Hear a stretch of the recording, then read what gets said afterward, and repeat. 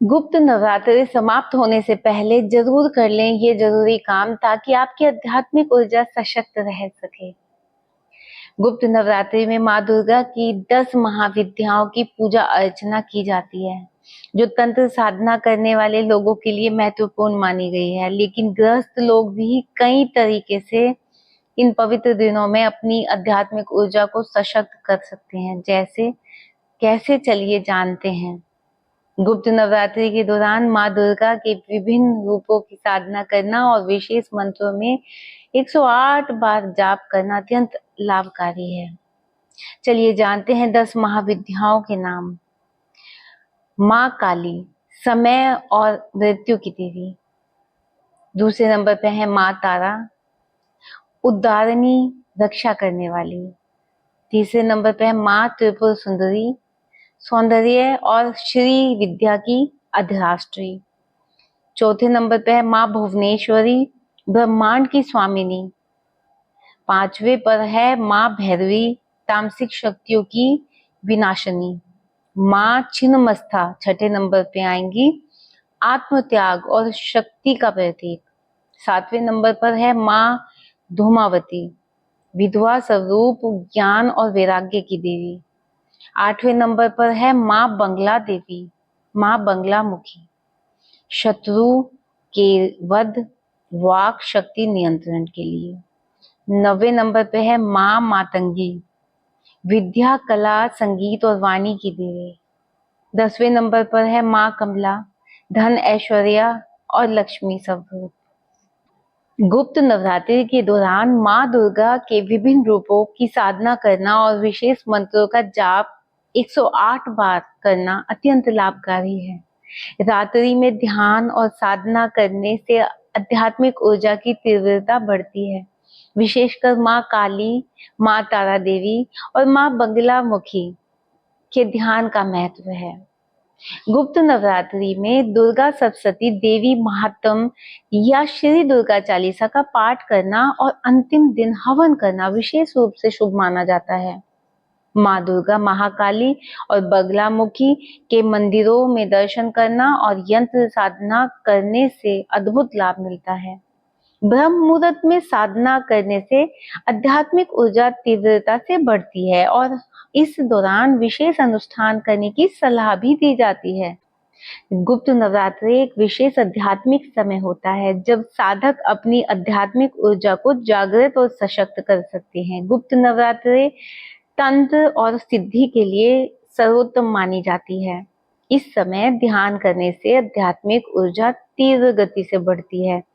इन दिनों कुछ ऐसे कार्य हैं जिसे करने से माँ दुर्गा की कृपा बनी रहती है, घर में सुख समृद्धि आती है और नकारात्मक ऊर्जा का नाश होता है। तो इस समय आप अपनी आध्यात्मिक ऊर्जा कैसे बढ़ा सकते हैं और आपको कौन से कार्य करने चाहिए, चलिए जानते हैं। नवरात्रि में देवी से जुड़े विशेष मंत्रों का जप करें। रात्रि में विशेष साधना और ध्यान करें। हवन और अग्नि साधना करें और संयम का पालन करें। शक्ति स्थलों पर जाएं या यंत्र साधना करें। ब्रह्म मुहूर्त में जागें और विशेष अनुष्ठान करें। चलिए सबसे पहले जानते हैं नवरात्रि में देवी से जुड़े विशेष मंत्रों का जाप करें। गुप्त नवरात्रि में माँ दुर्गा के विभिन्न रूपों की साधना की जाती है। यदि आप अपनी ऊर्जा बढ़ाना चाहते हैं तो प्रतिदिन कम से कम 108 बार इन मंत्रों का जाप जरूर करें। जैसे कि ओम ह्रीं ह्रीं क्लीं चामुंडाय विचे, ये महाकाली का मंत्र है। ओम ह्रीं बगलामुखी सर्व दुष्टानां वाचम मुखम पदम स्तंभे जिह्वाम किलय बुद्धि विनाशय ह्रीं ओम स्वाहा, ये बगलामुखी मंत्र है। ओम दूं दुर्गाय नमः, ये बीज दुर्गा माता का बीज मंत्र है। रात्रि में विशेष साधना और ध्यान करें। गुप्त नवरात्रि वैसे तो आम लोगों के लिए नहीं होती, लेकिन किसी को अपनी आध्यात्मिक ऊर्जा जागृत करनी है तो रात्रि के समय ध्यान और जप करने से शक्ति अधिक तीव्र हो जाती है। माँ काली, तारा बगलामुखी, छिन्नमस्ता आदि महाविद्याओं की रोज सुबह और रात को 15 से 30 मिनट ध्यान करें। वैसे अगर आप इन ऊर्जाओं को नहीं संभाल सकते तो सामान्य तरीके से ही साधना करें। जिन्हें मंत्र सिद्धि करनी होती है वो लोग रात को में साधना करते हैं। चलिए अब जानते हैं हवन और अग्नि साधना कैसे करें और संयम का पालन कैसे करें। गुप्त नवरात्रि में दुर्गा सप्तशती देवी महात्म्य या श्री दुर्गा चालीसा का पाठ करना अत्यंत शुभ होता है। अंतिम दिन हवन करना विशेष रूप से लाभकारी माना जाता है। गुप्त नवरात्रि में रोज गाय के घी का दीपक जलाएं और उसमें दुर्गा सप्तशती या महामृत्युंजय मंत्र का हवन करें। ओम नमः भगवती काली मंत्र से हवन करने से ऊर्जा का जागरण होता है। गुप्त नवरात्रि में जितना संभव हो मौन व्रत रखें। आत्मनिरीक्षण करें कि कहाँ आपकी ऊर्जा बेकार खर्च हो रही है, कौन सा व्यक्ति या कौन सा काम आपकी ऊर्जा को बेकार कर रहा है और कैसे इसे सकारात्मक रूप से प्रयोग करें। ब्रह्मचर्य का पालन करें ताकि ऊर्जा भीतर सुरक्षित रहे। शक्ति स्थलों पर जाएं या मंत्र साधना करें। यदि संभव हो तो माँ दुर्गा, महाकाली, बगलामुखी, तारा देवी आदि मंदिरों में दर्शन करने के लिए जाएं।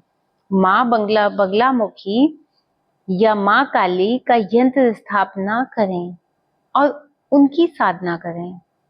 श्री यंत्र या काली यंत्र की उपासना करने से अद्भुत लाभ मिलता है। माँ बगलामुखी, काली या माँ दुर्गा के यंत्र को धारण करें। यंत्र को मंत्रों से अभिषेक करके पहने और आपकी ऊर्जा और आभा मंडल सशक्त बनाता है। ब्रह्म मुहूर्त में जागे और विशेष अनुष्ठान करें।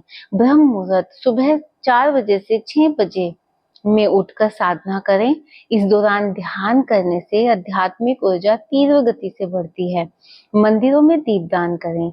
विशेषकर सरसों के तेल का दीपक जलाकर माँ काली को अर्पित करें। गुप्त रूप से दान देने में आध्यात्मिक ऊर्जा शुद्ध और सशक्त होती है। नवरात्रि के दौरान किए गए संकल्प जैसे व्रत, दान, जप को पूर्ण करें और माँ से अपनी इच्छाओं की पूर्ति का आशीर्वाद मांगे। यदि यह जानकारी आपको प्रेरणादायक लगी हो तो कृपया इस वीडियो को लाइक करें, कमेंट में लिखें जय माँ काली, ताकि आपका मन भी माँ चरणों से जुड़ जाए। ऐसी ही और दिव्य जानकारियों के लिए सब्सक्राइब कीजिए धार्मिक कथा विद देविका, जहां हम आपको भक्ति, रहस्य और समाधान की शक्ति से जोड़ते हैं। जय माँ काली।